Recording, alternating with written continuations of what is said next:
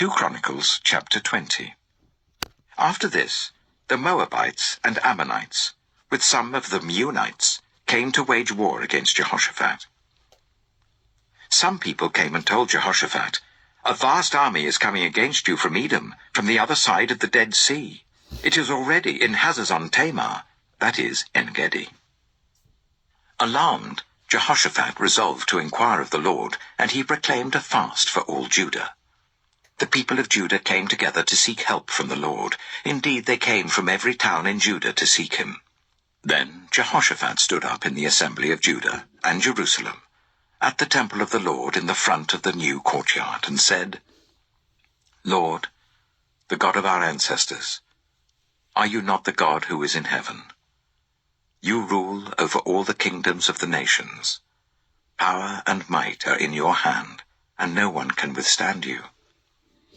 Our God, did you not drive out the inhabitants of this land before your people Israel, and give it forever to the descendants of Abraham your friend? They have lived in it, and have built in it a sanctuary for your name, saying, 'If calamity comes upon us, whether the sword of judgment, or plague, or famine, we will stand in your presence before this temple that bears your name, and will cry out to you in our distress, and you will hear us and save us.' But now here are men from Ammon, Moab, and Mount Seir, whose territory you would not allow Israel to invade when they came from Egypt. So they turned away from them and did not destroy them. See how they are repaying us by coming to drive us out of the possession you gave us as an inheritance. Our God, will you not judge them? For we have no power to face this vast army that is attacking us.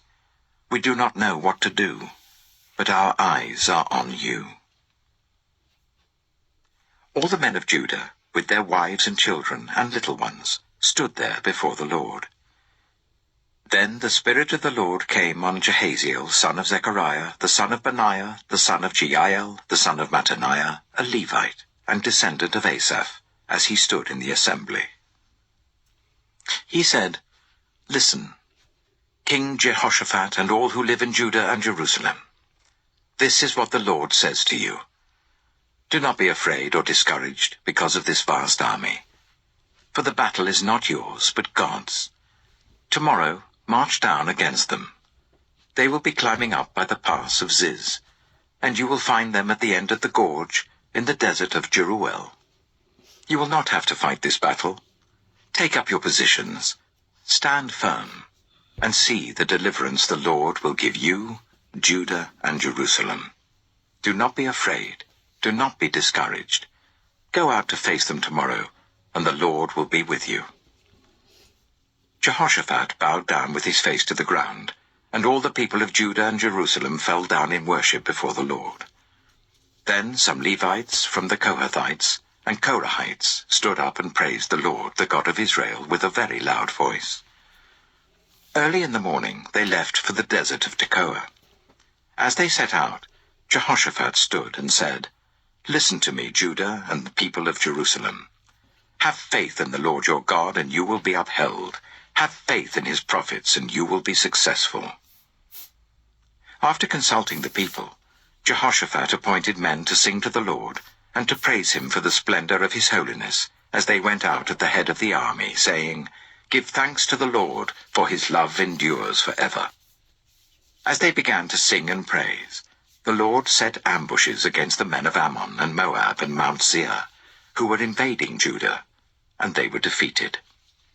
The Ammonites and Moabites rose up against the men from Mount Seir to destroy and annihilate them. After they finished slaughtering the men from Seir, they helped to destroy one another.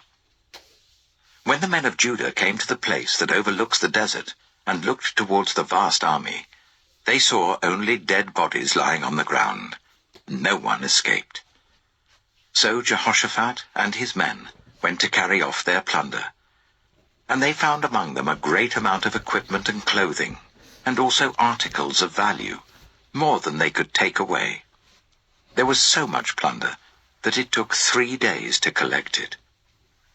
On the 4th day they assembled in the valley of Barakah, where they praised the Lord. This is why it is called the Valley of Barakah to this day. Then, led by Jehoshaphat, all the men of Judah and Jerusalem returned joyfully to Jerusalem, for the Lord had given them cause to rejoice over their enemies. They entered Jerusalem and went to the temple of the Lord with harps and lyres and trumpets. The fear of God came on all the surrounding kingdoms when they heard how the Lord had fought against the enemies of Israel, and the kingdom of Jehoshaphat was at peace, for his God had given him rest on every side. So Jehoshaphat reigned over Judah. He was 35 years old when he became king of Judah, and he reigned in Jerusalem for 25 years. His mother's name was Azubah, daughter of Shilhi. He followed the ways of his father Asa, and did not stray from them. He did what was right in the eyes of the Lord. The high places, however, were not removed, and the people still had not set their hearts on the God of their ancestors. The other events of Jehoshaphat's reign, from beginning to end, are written in the annals of Jehu, son of Hanani, which are recorded in the book of the kings of Israel. Later, Jehoshaphat, king of Judah, made an alliance with Ahaziah, king of Israel, whose ways were wicked. He agreed with him to construct a fleet of trading ships. After these were built at Ezion-Geber, Eleazar, son of Dodabahu of Mareshah, prophesied against Jehoshaphat, saying, "Because you have made an alliance with Ahaziah, the Lord will destroy what you have made." The ships were wrecked and were not able to set sail to trade. 2 Chronicles, chapter 21. Then Jehoshaphat rested with his ancestors, and was buried with them in the city of David. And Jehoram his son succeeded him as king. Jehoram's brothers, the sons of Jehoshaphat, were Azariah, Jehiel, Zechariah, Azariahu, Michael, and Shephatiah. All these were sons of Jehoshaphat, king of Israel. Their father had given them many gifts of silver and gold, and articles of value, as well as fortified cities in Judah. But he had given the kingdom to Jehoram, because he was his firstborn son. When Jehoram established himself firmly over his father's kingdom, he put all his brothers to the sword, along with some of the officials of Israel. Jehoram was 32 years old when he became king, and he reigned in Jerusalem for 8 years. He followed the ways of the kings of Israel, as the house of Ahab had done, for he married a daughter of Ahab. He did evil in the eyes of the Lord. Nevertheless, because of the covenant the Lord had made with David, the Lord was not willing to destroy the house of David. He had promised to maintain a lamp for him and his descendants forever. In the time of Jehoram, Edom rebelled against Judah and set up its own king. So Jehoram went there with his officers and all his chariots. The Edomites surrounded him and his chariot commanders, but he rose up and broke through by night. To this day, Edom has been in rebellion against Judah. Libnah revolted at the same time, because Jehoram had forsaken the Lord, the God of his ancestors. He had also built high places on the hills of Judah, and had caused the people of Jerusalem to prostitute themselves, and had led Judah astray. Jehoram received a letter from Elijah the prophet, which said, "This is what the Lord, the God of your father David, says. You have not followed the ways of your father Jehoshaphat, or of Asa, king of Judah. But you have followed the ways of the kings of Israel, and you have led Judah and the people of Jerusalem to prostitute themselves, just as the house of Ahab did. You have also murdered your own brothers, members of your own family, men who were better than you.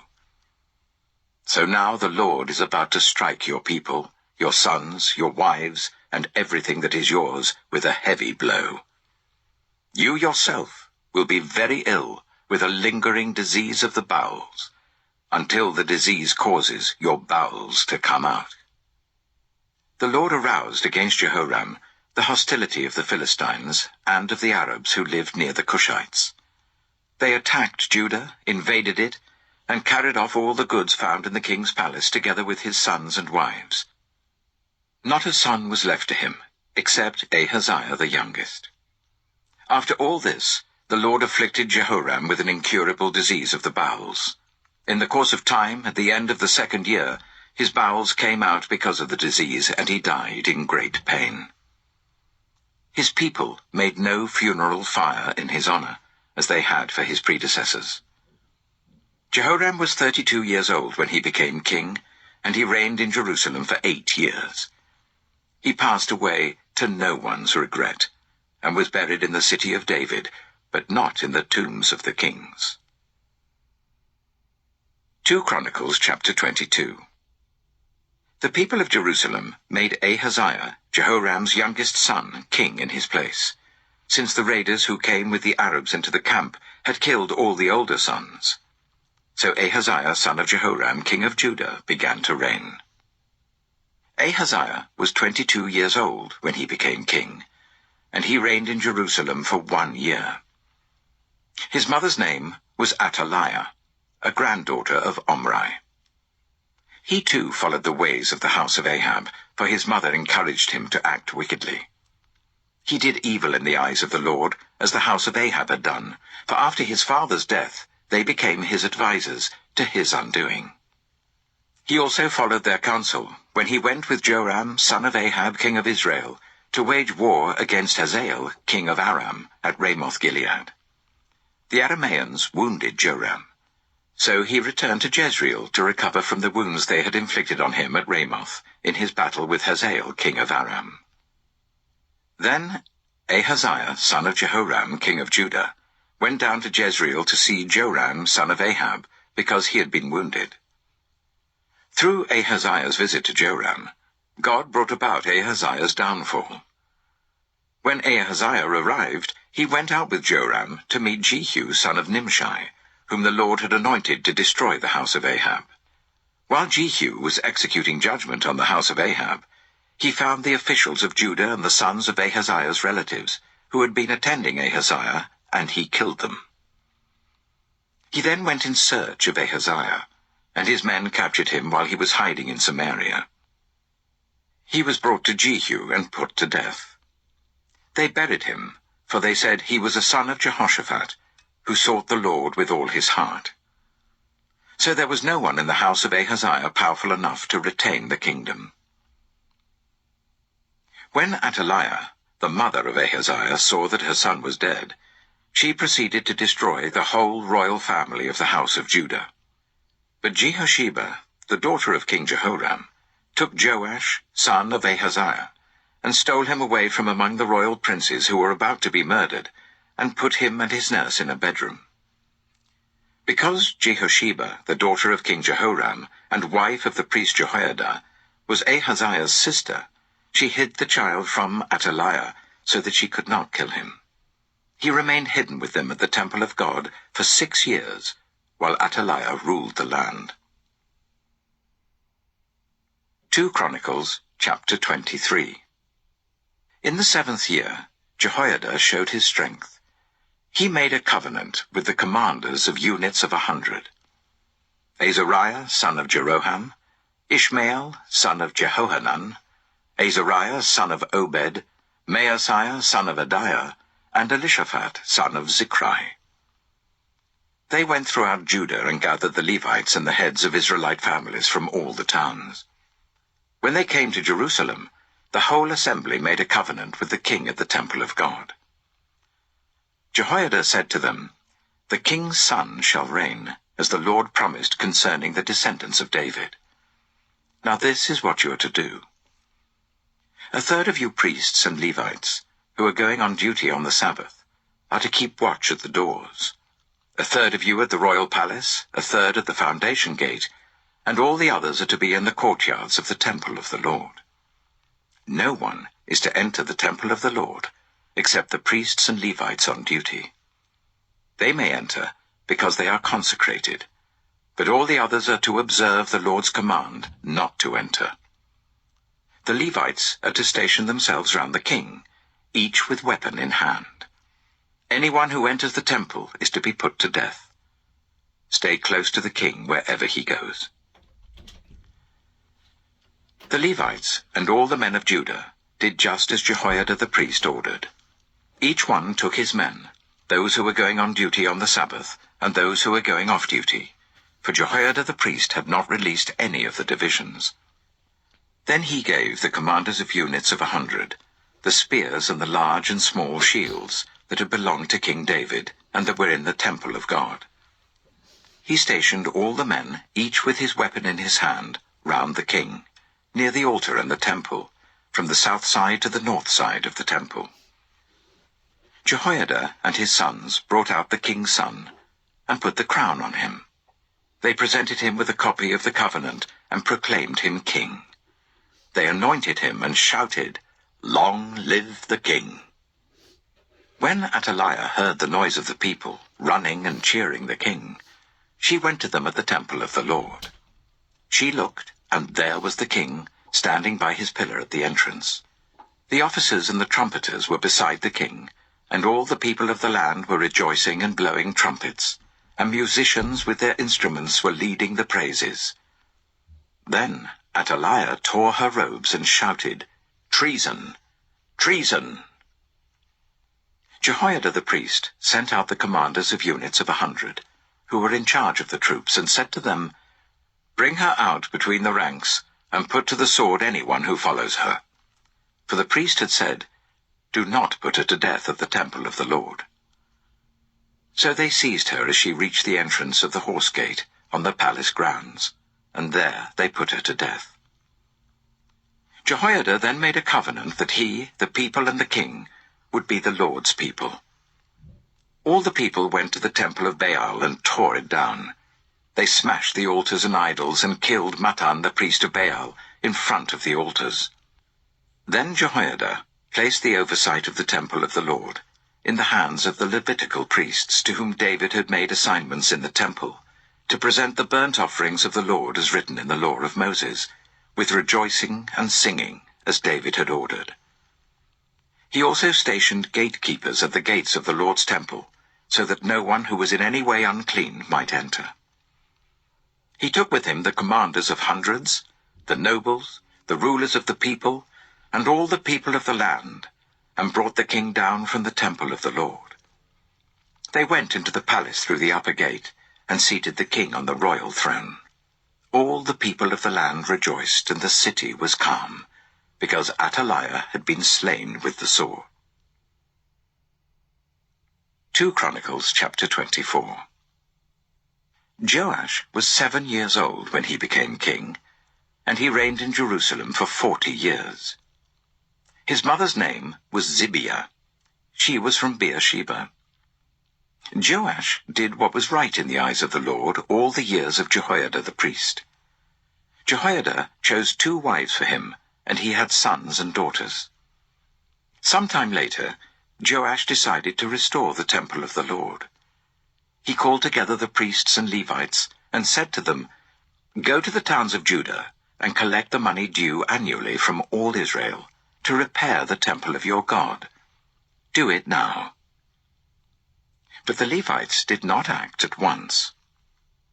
Therefore the king summoned Jehoiada the chief priest and said to him, "Why haven't you required the Levites to bring in from Judah and Jerusalem the tax imposed by Moses, the servant of the Lord, and by the assembly of Israel for the tent of the covenant law?"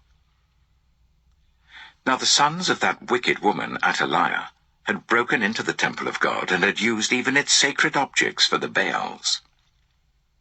At the king's command, a chest was made and placed outside, at the gate of the temple of the Lord. A proclamation was then issued in Judah and Jerusalem that they should bring to the Lord the tax that Moses, the servant of God, had required of Israel in the wilderness. All the officials and all the people brought their contributions gladly, dropping them into the chest until it was full.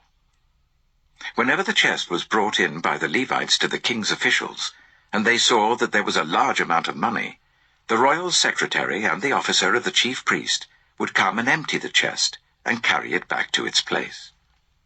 They did this regularly and collected a great amount of money. The king and Jehoiada gave it to those who carried out the work required for the temple of the Lord. They hired masons and carpenters to restore the Lord's temple, and also workers in iron and bronze to repair the temple. The men in charge of the work were diligent, and the repairs progressed under them. They rebuilt the temple of God according to its original design and reinforced it. When they had finished, they brought the rest of the money to the king and Jehoiada, and with it were made articles for the Lord's temple, articles for the service and for the burnt offerings, and also dishes and other objects of gold and silver. As long as Jehoiada lived, burnt offerings were presented continually in the temple of the Lord. Now Jehoiada was old and full of years, and he died at the age of 130. He was buried with the kings in the city of David, because of the good he had done in Israel for God and his temple. After the death of Jehoiada, the officials of Judah came and paid homage to the king, and he listened to them. They abandoned the temple of the Lord, the God of their ancestors, and worshipped Asherah poles and idols. Because of their guilt, God's anger came on Judah and Jerusalem. Although the Lord sent prophets to the people to bring them back to him, and though they testified against them, they would not listen. Then the Spirit of God came on Zechariah, son of Jehoiada the priest. He stood before the people and said, "This is what God says. Why do you disobey the Lord's commands? You will not prosper.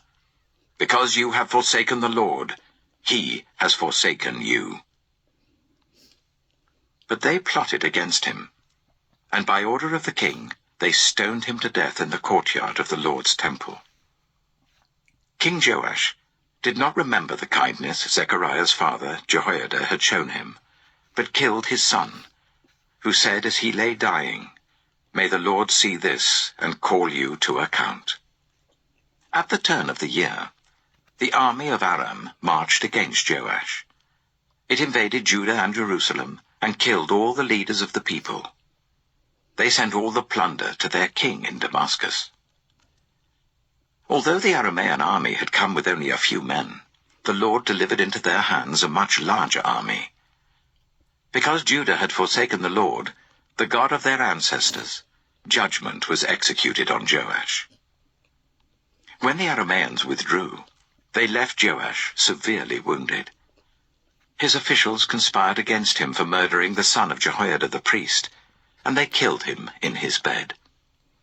So he died, and was buried in the city of David, but not in the tombs of the kings. Those who conspired against him were Zabad, son of Shimeath, an Ammonite woman, and Jehozabad, son of Shimrith, a Moabite woman. The account of his sons, the many prophecies about him, and the record of the restoration of the temple of God are written in the annotations on the book of the kings. And Amaziah his son succeeded him as king. 2 Chronicles chapter 25. Amaziah was 25 years old when he became king, and he reigned in Jerusalem for 29 years. His mother's name was Jehoaddan. She was from Jerusalem. He did what was right in the eyes of the Lord, but not wholeheartedly. After the kingdom was firmly in his control, he executed the officials who had murdered his father the king. Yet he did not put their children to death, but acted in accordance with what is written in the law in the book of Moses, where the Lord commanded, "Parents shall not be put to death for their children, nor children be put to death for their parents. Each will die for their own sin." Amaziah called the people of Judah together, and assigned them according to their families to commanders of thousands and commanders of hundreds for all Judah and Benjamin. He then mustered those 20 years old or more, and found that there were 300,000 men fit for military service, able to handle the spear and shield. He also hired 100,000 fighting men from Israel for 100 talents of silver.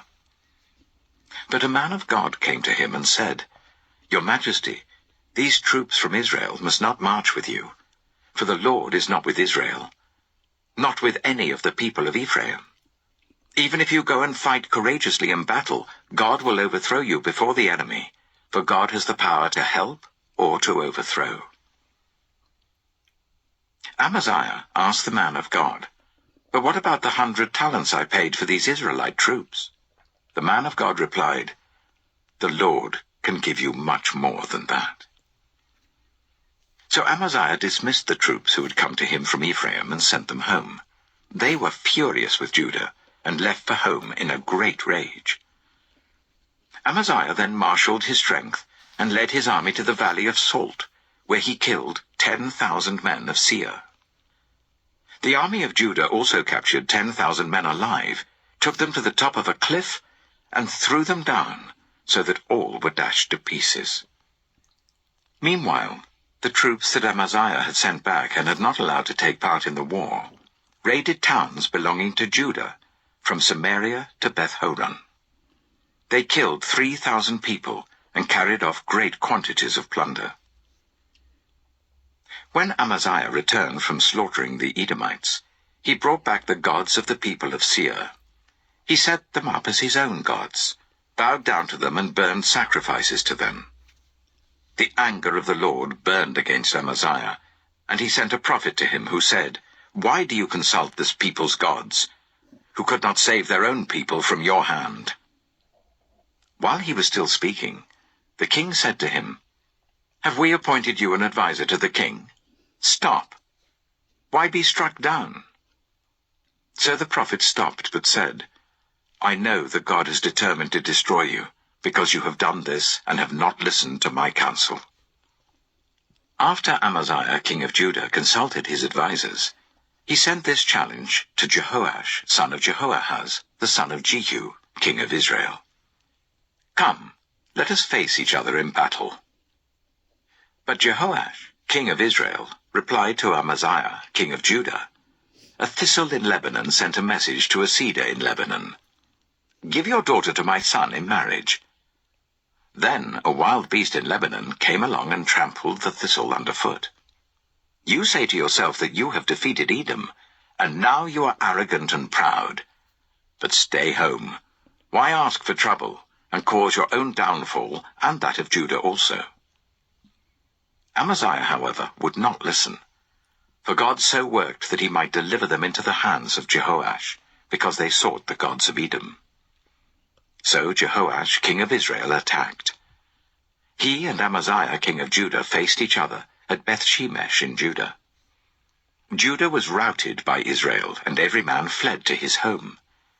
Jehoash, king of Israel, captured Amaziah, king of Judah, the son of Joash, the son of Ahaziah, at Beth-shemesh. Then Jehoash brought him to Jerusalem, and broke down the wall of Jerusalem from the Ephraim gate to the corner gate, a section about 400 cubits long. He took all the gold and silver, and all the articles found in the temple of God that had been in the care of Obed-Edom, together with the palace treasures and the hostages, and returned to Samaria.